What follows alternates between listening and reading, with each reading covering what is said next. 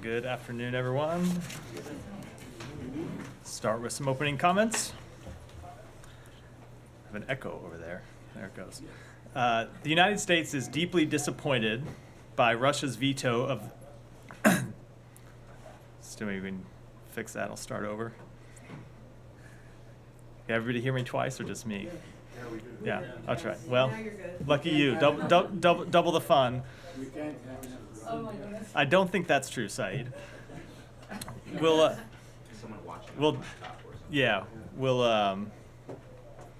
try it again, and hopefully we'll get worked out the gremlins. The United States is deeply disappointed by Russia's veto of the United Nations Security Council's 1718 Committee Panel of Experts mandate renewal. We are also disappointed that the People's Republic of China decided to abstain after 14 years of supporting this important mandate. For the past 15 years, the 1718 Committee Panel of Experts has been the gold standard for providing fact-based, independent analysis and recommendations on the implementation of UN sanctions on the DPRK.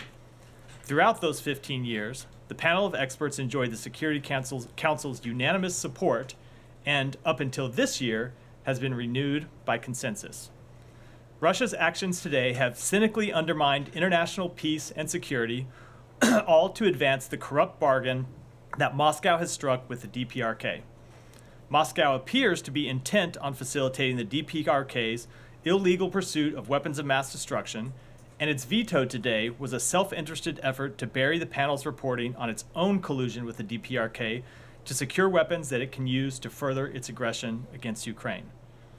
Russia alone will own the outcome of this veto. A DPRK more emboldened to reckless behavior and destabilizing provocations, as well as reduced prospects for an enduring peace on the Korean Peninsula. Despite today's veto and abstention, all Security Council resolutions and UN measures addressing the DPRK's unlawful WMD and ballistic missile programs remain in effect. We will continue to work to counter the DPRK's unlawful actions, work with like-minded states through all available means to limit the threat posed by the DPRK, and respond to efforts by its enablers to shield the DPRK from responsibility. And with that, John? Sure, let me follow up on that to begin with. Say Russia alone will own the outcome of the veto. Could you explain a little bit about what you mean by that? Obviously, you're saying that Russia has a self-interest in this, but do you think there are any repercussions? Is there anything that the U.S. or elsewhere is going to do to enforce the sanctions a bit more after this? So the sanctions will continue to be in effect, as I said, but unfortunately, this important panel has not seen its mandate renewed, and we will continue to work to secure information about the DPRK's pursuit of illegal weapons, and we will continue to work to make that information public and make it available to other members of the Security Council. But I think what we've seen as a result of Russia's, or what we will see as a result of Russia's actions today, is a DPRK that's emboldened.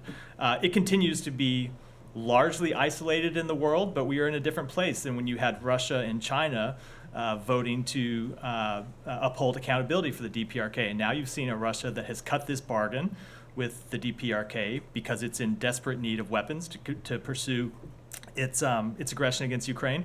And then you saw today one of the ways that Russia is delivering on its end of the bargain with DPRK, which is trying to undercut what had been up until now unanimous United Nations Security Council actions. Just to follow up on that, I know that the U.S. has publicly spoken of cooperation between the DPRK and Russia. Is it your view that this will actually pave the way for greater cooperation? There are reports that the Russian spy chief was in Pyongyang, I think it was this week even.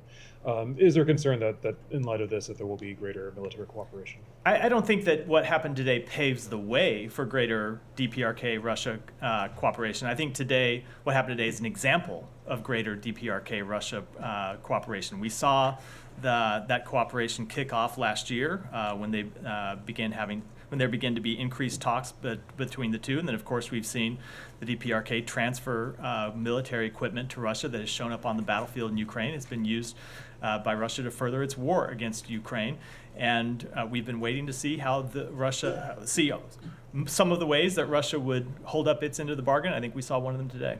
Sure. Maybe I could switch topics unless somebody else has the DPRK. I was wondering if you have a reaction to the ICJ, the International Court of Justice, just today on Israel, saying that that Israel must ensure urgent humanitarian assistance, and that famine has already set in Gaza. So that order, to my understanding, was just issued in the last hour. Our team is reviewing it right now, so I don't have a detailed reaction to the full text of the order. It's something we want to review before we give that reaction. But as a general proposition, of course, increasing humanitarian assistance to Gaza is something that we support and something that we have urged Israel to help facilitate. So that general conclusion is very much something we agree with, but as it pertains to the exact text of the order, I want to give the team time here to look through it before I respond in detail. Just one more for me. I know you just said that you want time to review it, but is it the word binding again, but the International Court of Justice, is it the view of the United States that Israel must comply with this, that it must do more? Again, having not even reviewed the order myself and knowing that there's a team reviewing, I don't want to respond until we've had a chance to do that. But I mean, just to follow up on that, can you say that in principle, In principle, of course, we support the work of the ICJ, but I don't know if this. I just haven't reviewed the exact text to know how it applies in this instance. So I'm obviously loath to comment on it for that reason. I see. Okay. We might come back to this, but just on, do you have a reaction on the new Palestinian cabinet that's been announced? Is it what do you think about it? Because the U.S. has called for reform of the Palestinian Authority. Looking at the list and the fact that a new cabinet has been announced, is this something that the United States welcomes? So we have long urged the Palestinian Authority to form a reform cabinet with new leadership. You've heard the Secretary speak to this during his travels in the region. And so now that the PA has appointed a new cabinet, we will be looking to this new government to deliver on policies and implement credible and far-reaching reforms. It's something we've spoken to a number of times, our belief that a reformed PA is essential to delivering results for the Palestinian people and establishing the conditions for stability in both the West Bank and Gaza. So we will engage with this government based on its actions. We'll be closely tracking the steps it takes to advance the key reforms and look forward to engaging with them on that matter. Can you get into what the specific reforms you're hoping for actually look like? So I'm not going to get into specific reforms, but broadly speaking, we have encouraged them to implement reforms that crack down on corruption. We have encouraged them to implement reforms that increase transparency, that increase media freedoms, and increase the ability for civil society to engage with the government. And you said you're looking for them to, I think you said, like, act on policy. Like, which policies are you hoping that they? Well, that's just the ones I just referred those to. Ones. Yeah, those. Okay. But also, I think it's important. So we've always believed that the PA needed to be a government that was fully representative of the Palestinian people in the West Bank and in Gaza. I do note that there are Palestinians from Gaza who are members of this new cabinet. We have always made clear that we're not going to pass judgment on specific individuals. That's not for the United States to do. Those are decisions for the Palestinian people. But we do welcome them taking steps to make a cabinet that is fully representative of the Palestinian people. And now we will look to them to implement policies that follow up on reform and deliver on the demands that we have heard over and over from the Palestinian people. Saeed. Thank you. Thank you, Matt. I hope you indulge me, you and my colleagues.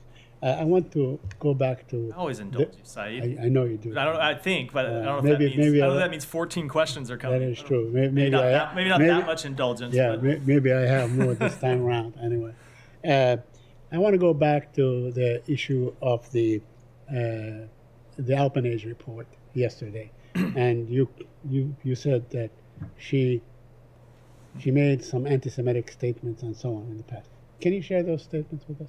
I can. I didn't actually think this was a controversial statement. She made a remark at one point referring to the Jewish lobby controlling America, and in fact expressed regret for that mark afterwards. So that's what I was referring to. But I think the term that was she was accused for is when she used the term show off for Nakba, which is exactly So Saeed, so hold on. I'm not referring to anyone else's comments, Right. and that's not what I was referring that's to. what she. Now I understand, but So- what the comment that she made she said Shoah is Nakba in Arabic, which is exactly what it is. I mean, it's a catastrophe. Said, So, all right. I'm not even familiar with the comment you're referring to, and that's Okay, not what I was all right, that's referring to in fine. my remarks. Okay, so you also said that you disagree with the position itself, that you don't approve having that position in the United Nations. Why not?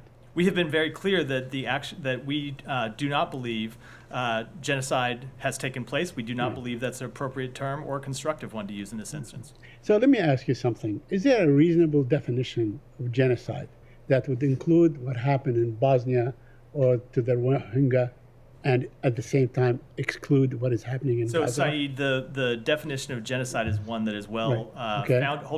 well founded under international humanitarian law. Right. And if you look at the position that the department's legal advisors laid out before the ICJ, they do go through this chapter and verse. I'm not going to repeat all of it here from the podium. I obviously don't have the filing with me, but you can look where we do go through exactly why we don't believe genocide is an appropriate term to use in this case. Okay, so although many countries in the world now are more and more using the term. In fact, France said that they would probably try the soldiers that served in this war for war crimes if they are involved. But anyway, let me ask you about a couple of other things, if you allow me. The Canadian minister of a Canadian minister said that the United States implored them to continue aiding UNRWA. Can you confirm that the ambassador to the UN actually implored the Canadians to continue aiding UNRWA? I am not going to get into private diplomatic conversations, but we have always made clear that we think the work that UNRWA does is important. Right. That we support the hold on. Yeah. I see you. I see you. See the interruption coming. So sorry. Just- Sorry. just my habit. Sorry. It's okay. That's fine. I understand. We have always made sorry.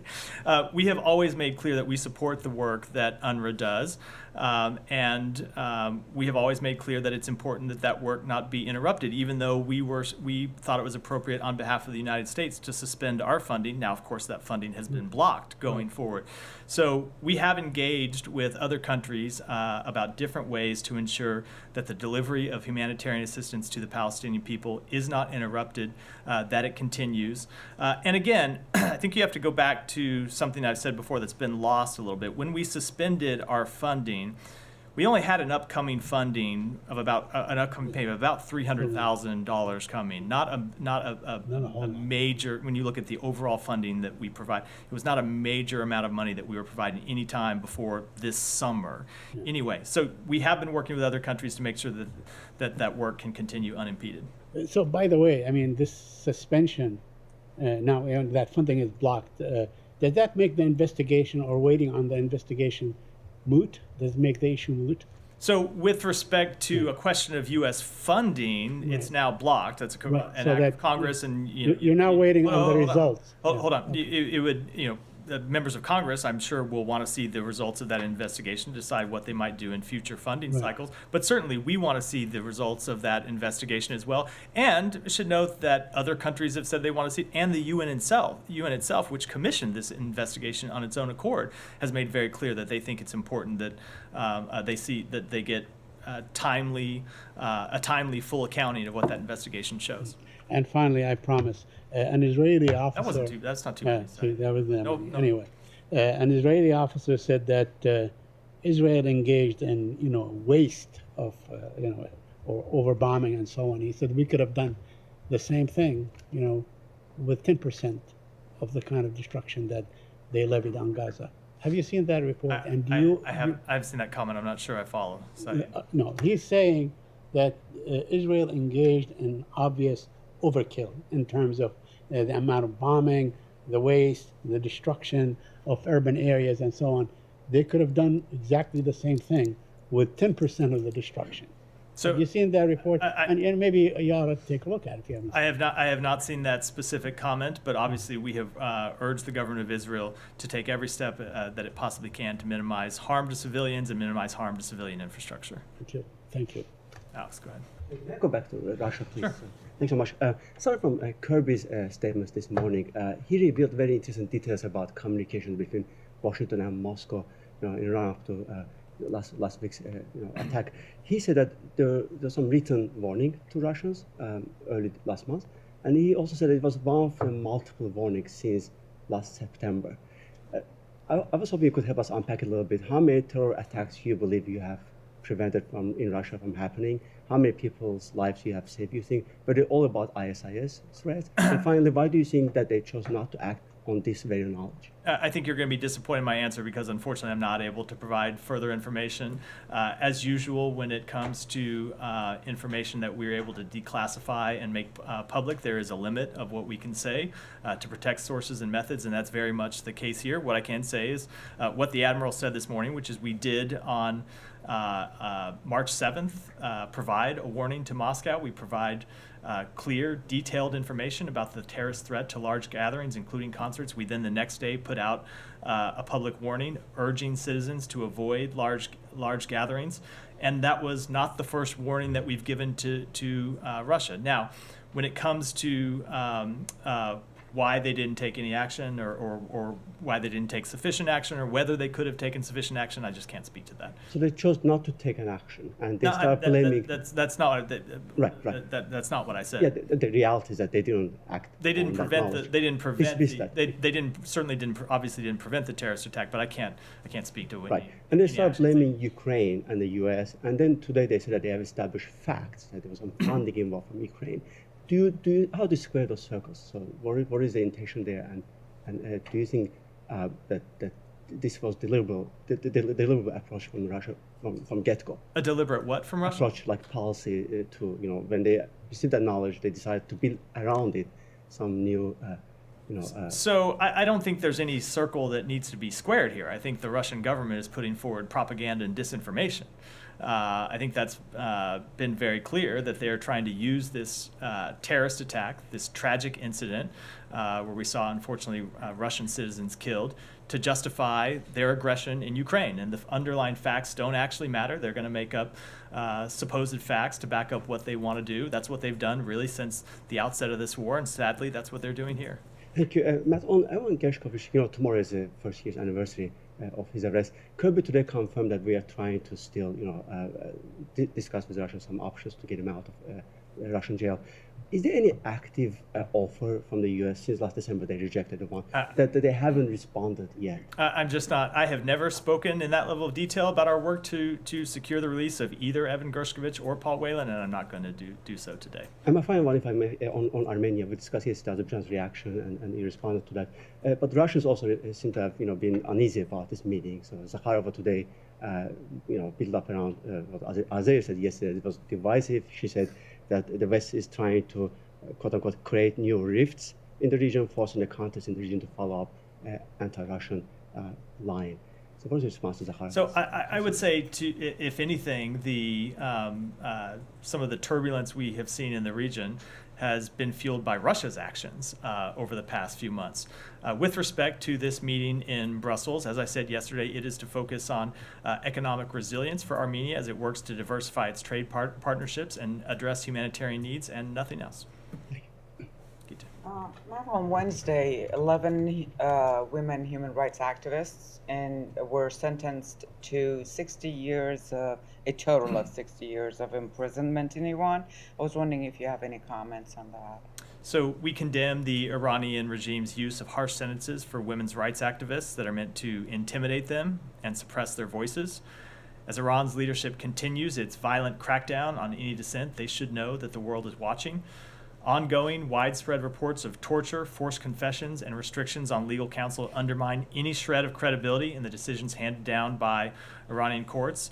And the United States continues to coordinate with our allies and partners to condemn these sham trials and to pursue accountability for Iran's human rights abuses, and we will continue to take action to support the people of Iran in practical ways, both seen and unseen, in coordination with our allies and partners. Thank you. On Afghanistan, the family of American citizen detained by the Taliban, Ryan Corbett, released a statement this week saying that they had received a disturbing phone call from him in which the family says it was clear that his mental and physical health is significantly deteriorating. CBS News interviewed the family in December last year, where they highlighted the same concern about his health. And I believe at the time, Envoy Tom West he did have a meeting with the Taliban. I was wondering if you could update us on any talks between the US and the Taliban with Tom West or otherwise. Let me just first say, with respect to the family, that as is always the case when you think about people who have their loved ones being wrongfully detained overseas, I cannot imagine the pain that they're going through and the grief that they're suffering and how difficult it must be knowing that their loved one is going through such a tragic hardship. And so what I can say to the family and what I can say to the American public on behalf of this government is that we are working every day to try and bring Ryan Corbett home.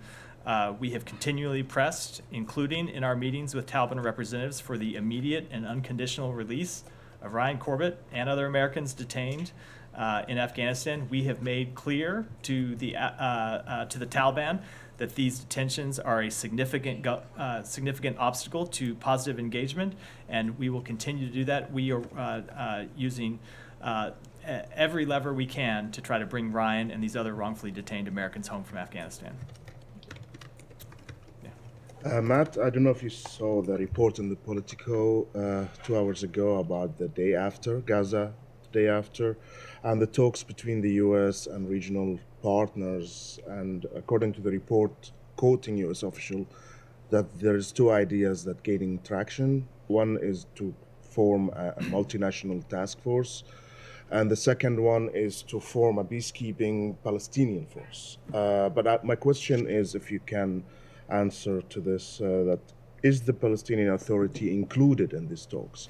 So I'm not going to speak to private diplomatic conversations or speak to what it sounds like are reported, anonymous comments from reported officials inside the United States government.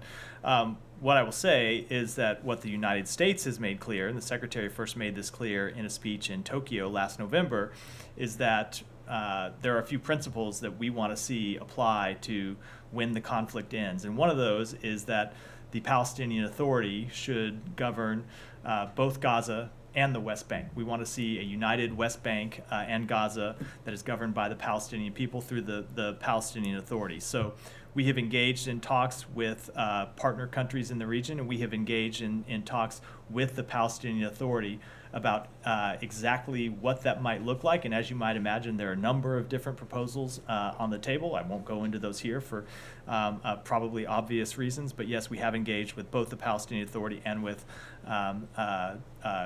countries in the region about the full panoply of post-conflict issues that Gaza will face. You said before on this podium that countries in the region are committed to Gaza the day after, but they want something from Israel to be committed, for example, to the two-state solution or that. Israeli leadership still won't commit to this. Is there any update on your talk with the Israelis about that?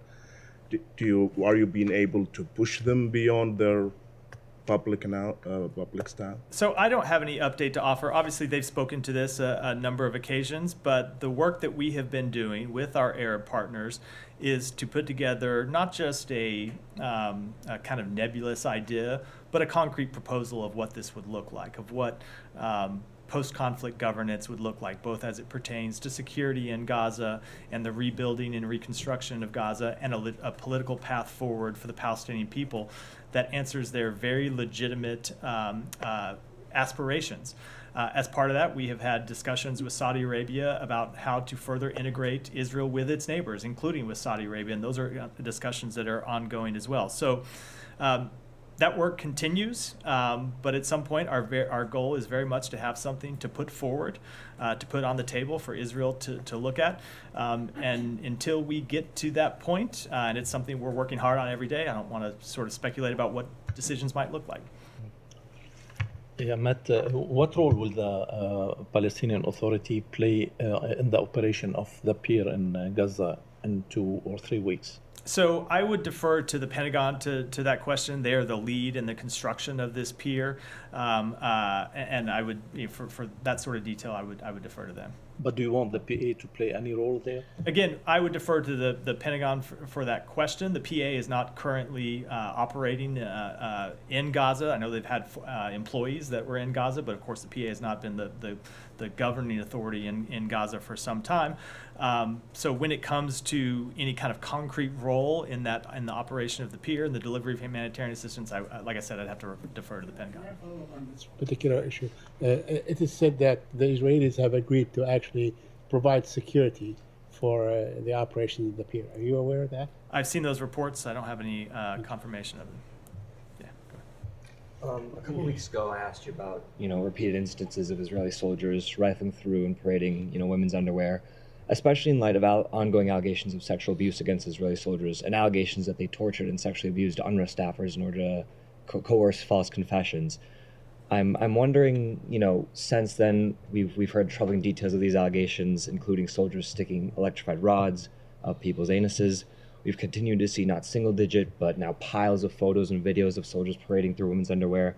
So I'm wondering, what are the updates on those instances we talked about a few weeks ago, and what is the update now that this keeps seemingly happening unabated? So I would say whenever we see these reports, we make clear to the Israeli government what we make clear publicly, which is that they need to be investigated, and if appropriate, there needs to be accountability. And I would refer you to a comment that the IDF Advocate General, Major General Yifat Tomer Yerushalmi, who I believe is the chief investigator for the IDF, said several weeks ago in a letter when she wrote and said that she had encountered actions by IDF soldiers that do not meet IDF values, that deviate from orders and disciplinary boundaries, and have crossed the criminal threshold, causing strategic damage to Israel in the international area. These acts and statements on part of individuals who do represent the collective have no place in the IDF. And you saw the chief of staff of the IDF, Herzi Halevi, say, we must be careful not to use force where it is not required, to distinguish between a terrorist and who is not to take anything that is not ours, a souvenir or weapons, and not to film revenge videos. So the IDF has made very clear itself, just in the United States speaking, that they have seen inappropriate actions take place by IDF soldiers, and they need to be investigated, and those responsible need to be held accountable, and we would very much agree with that. And then on the sexual abuse allegations, any sort of update on? I don't have any update on those. Okay. On those. What I understand are ongoing investigations. And then just on the assurances, earlier you said after receiving assurances from Israel that they're not violating humanitarian law, the U.S. so far has not seen proof of that.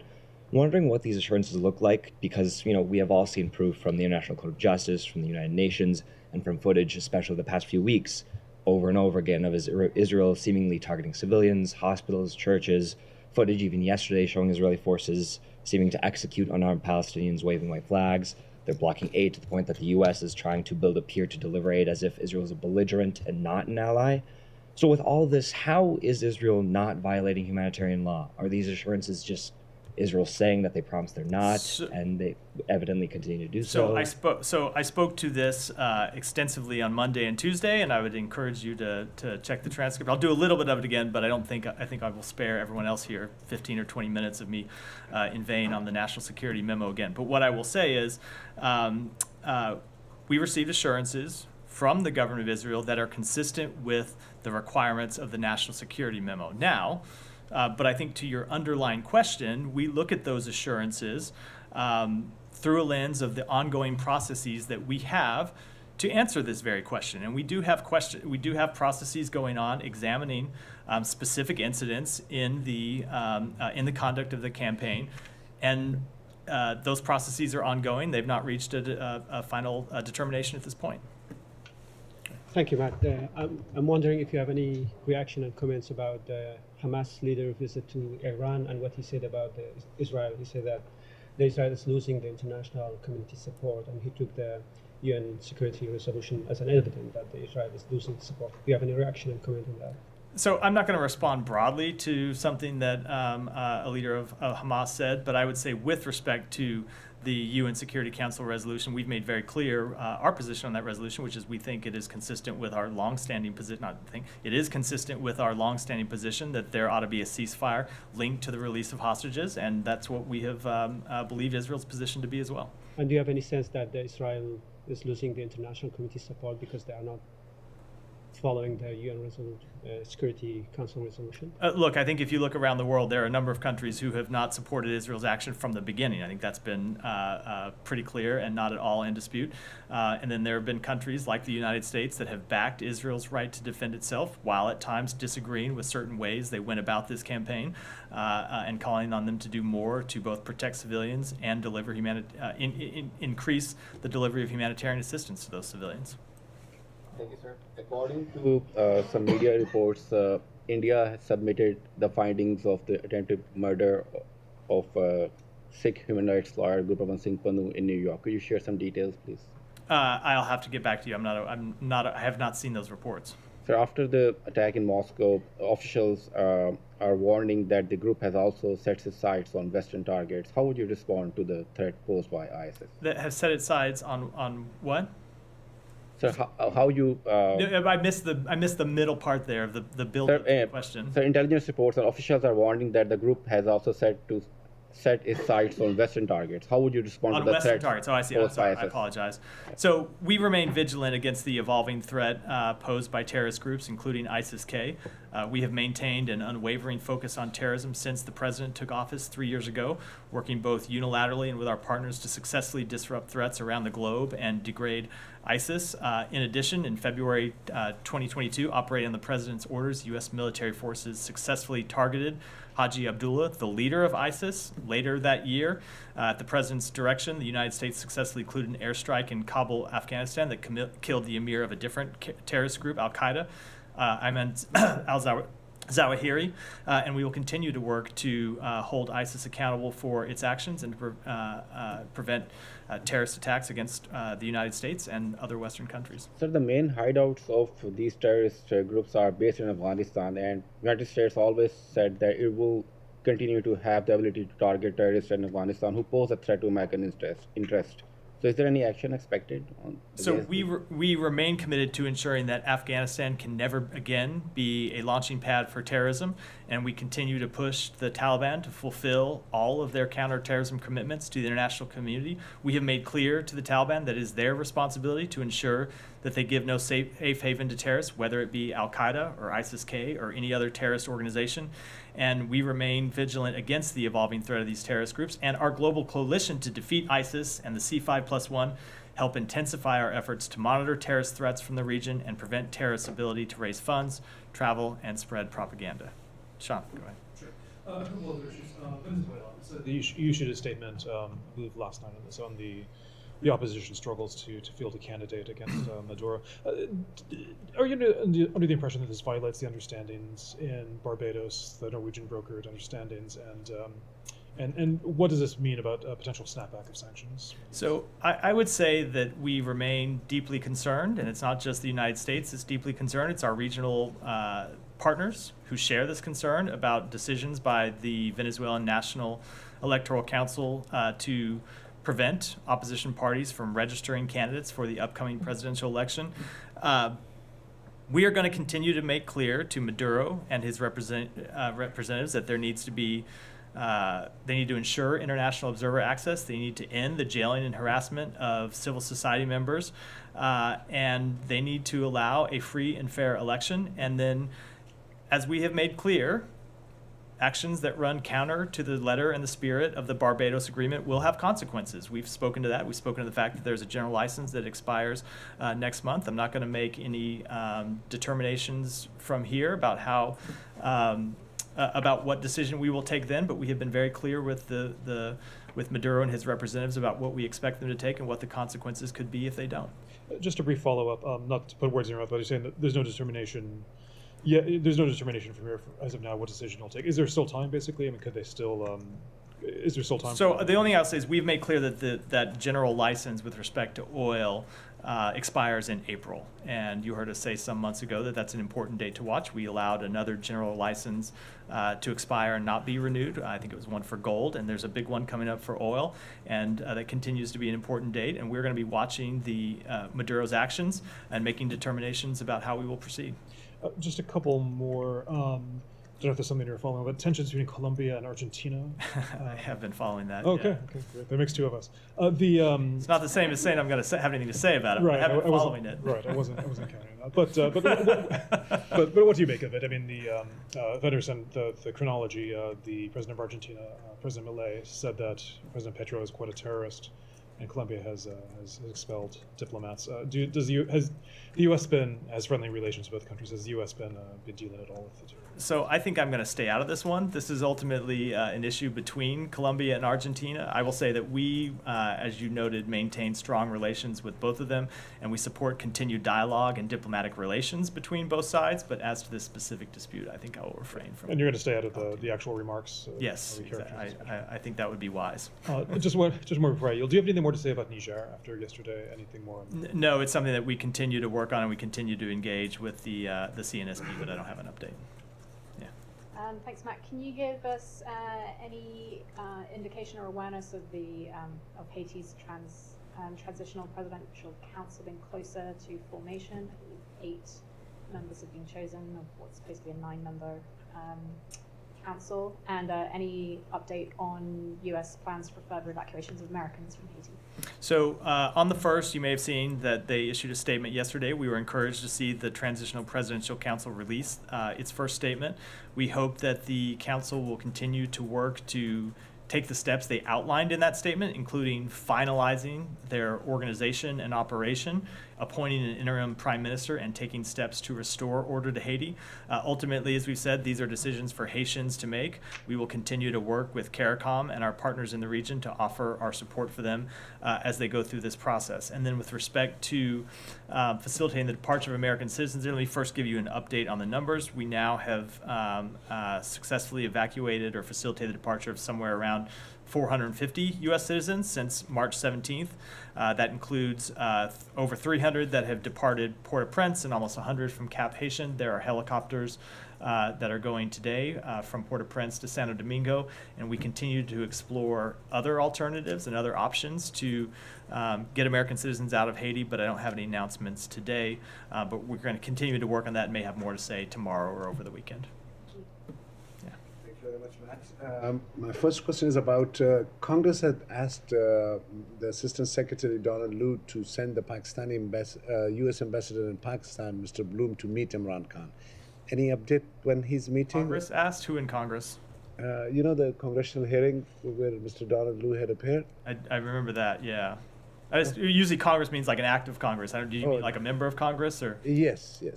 A couple of members of Congress had asked the Assistant Secretary that the U.S. ambassador should go and meet Imran Khan in jail to see how he is, what's his situation. I don't have any updates on meetings by the ambassador. Okay, just one more thing. 6,000 scholarships each year the U.S. gives to Pakistani students, and not a single complaint has ever been seen. All students are taken on merit. It's amazing.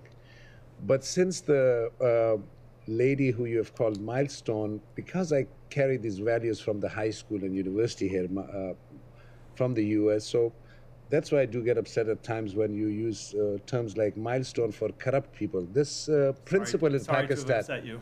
Yes, it does. Michael Thompson, a principal at a university, a college in Lahore, where the milestone lady that you call is the chief minister there. He just resigned there because one of her favorite tried to waive off his son's tuition fee. The principal, an Australian principal working in Lahore. Isn't this shameful? And should you be calling milestone to people? I could not possibly have a comment on that situation. Go ahead, in the back. I'll come to you next. In the back. Okay. Behind you. Sorry, I'll come to you. Okay. Back of the room. You're half. Okay. The United States approval of limited operation in Rafah acts as a green light for Israel to start a military operation in Rafah. This is seen as a step back in the U.S. stands, which affecting its image and credibility. What's your comment, please? I think that's a bit of a mischaracterization of what we said with respect to Rafah. First of all, we have always made clear that we support Israel's right to hold Hamas accountable and its right to take the fight to Hamas operatives inside Gaza, including in Rafah. But what we have said is that we think that there is a better way to do that than the full-scale operation that Israel has said it's contemplating, and we look forward to having a conversation in the coming days with Israel to lay out what those options could look like and what that better path could look like. We have always made clear, though, that whatever kind of military operation that Israel conducts, whether it be in Rafah, whether it be in Khan Yunis, or whether it be anywhere else, needs to take into account the civilian population and minimize civilian harm to the population in those communities. Excuse me, there is a guarantee that civilian will not affected, will not dangerous their life. Look, I think it's hard. I mean, it's obviously in any war impossible to make a guarantee. What we want to see is civilian harm minimized to the maximum extent possible, and so that means designing military campaigns around protecting civilians first. That's one thing the Secretary has made clear in his conversations with the government of Israel that they ought to do. And at the same time, it's a separate issue, but it's very much connected, making sure that they do everything to facilitate the delivery of humanitarian assistance so that those civilians who do remain in Rafah or anywhere else inside Gaza have access to food and water and medicine and shelter that they need to survive in what is obviously a very difficult situation in the middle of an open war. Okay, excuse me. I want to ask you about the mission of the American military delegation to Tel Aviv, whether as an alternative of visit of the Israeli military delegation to Washington D.C. and what the ideas they carry. And there is headlines for this delegation. So, with respect to a military delegation, I think my colleagues at the Pentagon are briefing in an hour, a little over an hour, and I would encourage you to submit that question to them. They should speak to that. Okay, thank you. For the Italian television, perhaps. So that's my question. United States, NATO under President Biden got more strong, and Europe is happy about it. But there are talks in Europe. Different government would like to create an European force that can support NATO and the U.S. So what would it be the answer from the U.S., from the State Department, if Europe would create their own European forces to protect Europe? So I don't want to speculate. We will continue to work with our European partners. But as you made clear in I think the lead into your question, we have been very clear about the United States' commitment to NATO, the United States' commitment to our transatlantic alliance, the United States' commitment to all of our allies in Europe, and we think it's important that NATO be bolstered and expanded, as we have seen happen with the increase in 2 members in the last year or so. Yeah, can I ask? Yeah, go. Yeah. So they're not against NATO. That actually this force would make it NATO stronger. But the other question would be. Does the U.S. believe that Europe should be more active to protect themselves? Let's say also helping more Ukraine or be more active in the Mediterranean with the Middle East, or should be done always together with the U.S.? So I think that's an incredibly broad question that's hard to answer in the time what can you say? I have shortly here. I would say that we want to work together with our European allies, but that doesn't mean that they can't do things outside of cooperation with the United States. But we share values and interests with those countries, and we work together. And sometimes they do things separately, but that pursue our common goals. And we, of course, support that. Thank you. So it's about a dozen CEOs from American businessmen met with Xi Jinping yesterday. So the CCP has been, notorious for linking silence with human rights abuses on a trade relationship. How does the United States ensure that human rights is the foundation of these trade relationships with China? So I will say that in all of our meetings with officials from the PRC, we make clear where we have concerns about China's human rights practices. We raise them consistently. That includes the secretary when he has met with his counterparts, and that includes other officials from the U.S. government. Make very clear what we think about human rights in China and where we have deep concerns. And also the CCP is banning Intel and AMD sales, their chips. How does the U.S. protect American companies in this regard doing business with China? Let me take that one back and get you an answer. Sure, go ahead. Thank you very much. Coming back to the Moscow attack, the New York Times reported today that the United States, it did not provide Moscow with all the information it had about the threat of the attack because it didn't want to disclose its sources and methods. Do you believe the warning Washington provided to Moscow contained all the details about the attack? So I'm not going to speak to intelligence information from here. I think I've always made that pretty clear. But what I'll say is that we provided clear, detailed information to Russian authorities about terrorist threats against large gatherings and concerts, notable word, in Moscow. And unfortunately, I have to leave it at that. One more question. There are media reports in Russia and Ukraine that Victoria Nuland had to resign because of an imminent investigation about her activity in Ukraine since 2014.